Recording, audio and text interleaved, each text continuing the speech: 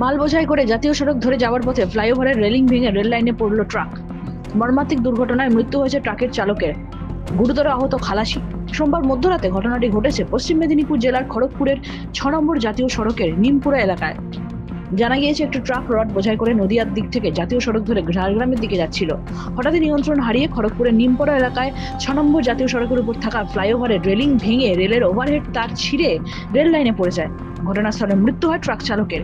এদিকে বিকট শব্দ শুনতে পেয়ে রেল প্রশাসনের আধিকারিকরা ঘটনাস্থলে ছুটে আসে। তারপর রক্তাক্ত অবস্থায় ট্রাকের খালাসিকে উদ্ধার করে প্রথমে খড়গপুর মহকুমা হাসপাতালে নিয়ে যাওয়া হয়।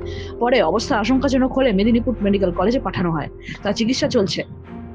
প্রাথমিকভাবে অনুমান করা হচ্ছে প্রবল বৃষ্টির জেরে দৃশ্যমানতা কম থাকার কারণে দুর্ঘটনা ঘটেছে। ঘটনাস্থলে চালকের মৃত্যু হয়েছে। পুরো ঘটনার তদন্ত শুরু করেছে রেল কর্তৃপক্ষ। পশ্চিম মেদিনীপুর থেকে নিজস্ব প্রতিনিধির রিপোর্ট, এএনএম নিউজ।